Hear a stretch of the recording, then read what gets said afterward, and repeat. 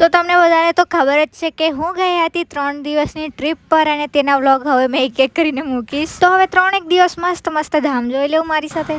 તો પ્રવાસ અમે સાંજે જવાના હતા તો સાંજે મેં રોટલી શાક જમી લીધું હતું. પછી મેં દીદીને મૂકવા બોલાવી લઈ ગઈ વાસ્કુઈ, કેમ કે મેં વાસ્કુઈથી બેસવાની હતી. વાસ્કુઈ આવીને અડધો પોણો કલાક બેઠી. પછી આવી મારી બસ, તો તેમાં બેસી ગઈ. મારી ફ્રેન્ડ લોકો આગળથી બેસવાની છે, મેં જ પહેલાં બેઠી છું. એમ તો મેં પહેલાં જ વિન્ડો સીટ માટે કહી રાખેલું એટલે મને વિન્ડો સીટ જ મળી છે. પછી બસ બારડોલી એક જગ્યાએ ઊભી રાખી હતી, ત્યાં એટલી ભંગાર સ્મેલ આવતી હતી. સાચું મને તો વોમિટ નહીં થવાની ત્યાં બી થઈ જશે એવું લાગતું હતું.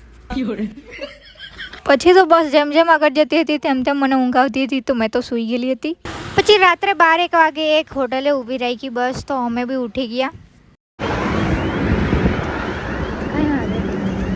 અમે બી જવા લાગ્યા હોટલ પાસે, કંઈ ખાવાનું બી લઈ આવ્યા અને ફ્રેશ બી થઈ આવ્યા એમ કરીને. પછી હોટલથી ફ્રેશ થઈને અમે આવી ગયા હતા બસમાં, અને આજે મેં બનાવેલી હતી ચીઝ બોલ્સ, તે ખાવા બેઠા. તે ખાઈને પછી પાછી મેં તો બરાબર સૂઈ ગયેલી હતી. પછી ત્યાંથી બસ ઉપડીને બીજી હોટલ પર બી ઊભી રહી ગઈ. મને તો ખબર જ નહીં પડી, કેમ કે મેં કુંભકરણની ઓલાદ છું. મેં બસ ઉપડે એટલે સૂઈ જાઉં.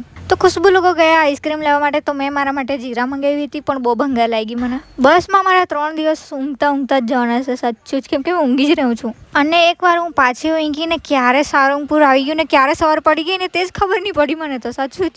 ને અહીંયા આવતા આવતા મારી હાલત તો જો, વાળ તો જો મારા. તો બસમાંથી ઉતરીને અમે ડાયરેક્ટ જતા હતા નાહવા માટે, કેમ કે મંદિરમાં જવા નાહવાનું જરૂરી છે ગાઈસ. ને આજે હતો શનિવાર અને સાળંગપુરનું વ્યૂ કંઈક આવું હતું, આટલું બ્યુટીફુલ. પછી અમે ગયા હતા નાહવા માટે અને ફટાફટ નાહી લીધું, કપડાં બી ચેન્જ કરી લીધા છે અને હવે જતા છે અમે બસમાં કપડાં મૂકવા માટે. ને અહીંયા સવારમાં થોડુંક ઓછું પબ્લિક હતું, મતલબ માપનું હતું એમ તો બસમાં સામાન મૂકીને અમે પાછા આવી ગયા હતા મંદિરે દર્શન કરવા માટે. અમે સવારમાં 8:30 વાગે દર્શન કરવા જતા હતા, તો બી બહુ જ ગરમી લાગતી હતી ગાઈસ, બહુ જ એટલે બહુ જ. ના એનો વ્યૂ જો તમે કેટલું બ્યુટીફુલ છે. મેં અહીંયા ફર્સ્ટ વાર આવી હતી ને ત્યારે આ મૂર્તિની હતી અહીંયા. અમે બંને તો બહુ જ ખુશ થતા જતા હતા, કેમ કે સવારે જતા હશે તો ભીડ નહીં હશે એવું લાગેલું, પણ અહીંયા એટલી બધી ભીડ હતી ને જો તમે.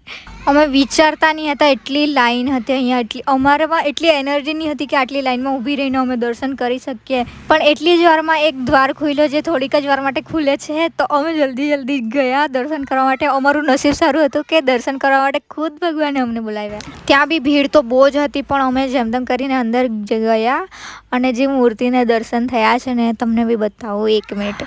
આટલી ભવ્ય હનુમાન દાદાની મૂર્તિ ને સજાવટ તો જો કેટલું બ્યુટીફુલ લાગે છે. ને આ મંદિરમાં આવવા માટે અમારામાં એકદમ એનર્જી બી આવી ગઈ. પછી ત્યાં દર્શન કરીને પછી અમે આવી ગયા હતા મૂર્તિ પાસે ફોટોસ એવું ક્લિક કરાવવા, વિડીયો બનાવવા માટે, જ્યાં બધા પહેલેથી જ બહુ બધા ફોટોસ પડાવતા હતા. અમે બી ત્યાંથી ફોટોસ અને વિડીયોઝ લઈને પછી અમે આવી ગયા ઠંડુ પીવા માટે, કેમ કે અમે સવારનું કંઈ ખાધું નહીં હતું, તો એનર્જી બી નહીં હતી અમારામાં. ઠંડુ પીને પછી અમે બેસવા આવ્યા હતા થોડી વાર લોનમાં. ત્યાં થોડી વાર આરામથી બેસીને વાતચીત કરીને પછી અમે જવા લાગ્યા બસમાં, કેમ કે બહુ જ ગરમી લાગતી હતી. અને બસ બાજુ જતાં મને દેખાય કે એક મસ્ત ઘાઘરાની દુકાન, એટલા બ્યુટીફુલ હતા ને. મેં કરું 500-600 સુધીમાં આવી જતા હશે, પણ બહુ જ વધારે પ્રાઇસ કીધી હતી. અમે પડીકા ને ઠંડુ એવું લઈને પછી આવી ગયા અમે બસમાં. જમવાનું તો 12 વાગે જમશે, એટલે પહેલાં પડીકા ખાઈ લઈએ થોડાક. પહેલાં તો મેં ઠંડુ જ પીધું, કેમ કે ગરમી જેટલી છે ગાઈસ. પર શાંતિથી દર્શન થઈ ગયા એટલે બહુ ખુશી થઈ મને. પછી અમે લોકો જે પડીકા લાવ્યા હતા તે ખાવા બેઠા, પણ બધાથી વધારે મને શું ભાવ્યું ખબર? આ બધા પડીકામાંથી મને બધાથી વધારે છે ને આ ભાવ્યું છે, જે બહુ જ ટેસ્ટી લાગે છે. આપણે નાના હતા ને ત્યારે આવું બહુ ખાતા હતા. પછી 12 વાગ્યા જમવાનો ટાઈમ થયો એટલે અમે નીકળી ગયા જમવા જવા માટે. તાપ જ એટલો લાગતો હતો કે વિડીયો બી ઉતારવાની ઈચ્છા નહીં થતી હતી, તો ડાયરેક્ટ મેં ભોજનાલય જઈને ઉતાર્યું છે વિડીયો. થોડી વાર લાઈનમાં ઊભા રહ્યા એટલે જમવાનું લઈ લીધું. જમવામાં તો બહુ જ બધી વસ્તુ હતી, પણ મેં લીધી છે આટલી જ, કે અહીંયા ખાવાનું બગાડાય નહીં ને મારાથી બગાડા જશે તો મને જ પાપ લાગશે. પણ જમવાનું બહુ જ એટલે બહુ જ ટેસ્ટી હતું ગાઈસ. જમીને પછી અમે જવા લાગ્યા બસ પાસે, કેમ કે હવે આપણે જવાના છે ખોડલધામ. બસમાં આવ્યા પછી અમે નીકળ્યા ખોડલધામ જવા માટે. આ બધી જગ્યામાં છે ને બીજી વાર આવી છું, પણ પહેલી વાર આવી હતી ને ત્યારે સ્કૂલમાંથી હતી ત્યારે આવી હતી એમ. મેં તો બસ ચાલુ થાય એટલી જ વાર ઊંઘી જ જાઉં છું, એટલે મારી હાલત આવી છે. તો ફાઇનલી ઊંઘતા અમે પહોંચી ગયા હતા ખોડલધામ. કદાચ 1-2 કલાક થયા હશે. અમારામાં બિલકુલ બી એનર્જી નહીં હતી, એટલે પહેલાં અમે આવી ગયા શેરડીનો રસ પીવા માટે. તે ઠંડો રસ પીને પછી અમે જવા લાગ્યા મંદિરમાં દર્શન કરવા માટે. અને મંદિર જો દૂરથી જ કેટલું બ્યુટીફુલ લાગે છે ને. તો અમે પહેલાં આવી ગયા હતા મંદિરની બાજુમાં ફ્રેશ એવું થવા માટે. ફ્રેશ થઈને પછી અમે જવા લાગ્યા દર્શન કરવા માટે. ત્યાં આવીને મેં તો બહુ જ ખુશ હતી કેમ કે મેં પહેલી વાર આવી હતી ને ત્યારે બી મને આ મંદિર બહુ જ ગમ્યું હતું. અમે ગયા એટલે એટલી બધી ભીડ નહીં હતી એટલે અમે ફટાફટ દર્શન કરવા ગયા.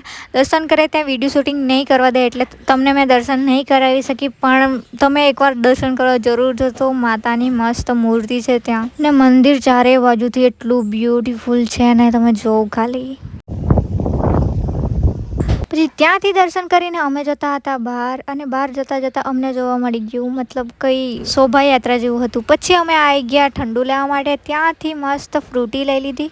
પછી ત્યાંથી અમે જવા નીકળ્યા હતા વીરપુર ને ત્યાં જતાં જતાં અમારી સાંજ થઈ જ જશે. તો વીરપુર જઈને ડાયરેક્ટ અમે આવી ગયા હતા રૂમમાં આવીને કરી થોડી પેટ પૂજા કેમ કે બહુ જ ભૂખ લાગી હતી. પછી અમે જવા નીકળ્યા વીરપુર જલારામ બાપાના દર્શન કરવા માટે. ને આનું મોડું તો 24 કલાક ચાલુ જ રહેશે કસમથી. મેં ઊંઘી જામ તો બી આ બોલતી જ રહી. તો મંદિર જતાં જતાં આવે છે આટલી બ્યુટીફુલ વસ્તુઓની દુકાનો. જો દર્શન તો હું કરી આવી છું. ફોન બહાર જ મૂકી ગયેલી હતી કેમ કે ત્યાં ફોન અલાઉડ નહીં હતું. બહુ લેટ પણ થઈ ગયું હતું ને ભૂખ બી લાગી હતી. તો અમે ડાયરેક્ટ આવી ગયા કંઈક ખાવા માટે. તો ખાવા માટે અમે મંગાવ્યું હતું મંચુરિયન રાઈસ. મને લાગ્યું હતું કે અહીંયાનું સારું લાગશે પણ બહુ તીખું હતું ગાઈસ. મારેથી તો થોડુંક બી નહીં ખાવ્યું હતું. તે ખાઈને અમે આવી ગયા હતા રૂમ પર. તો મળીએ કાલે. બાય. કાલે આવશે સોમનાથનો વ્લોગ.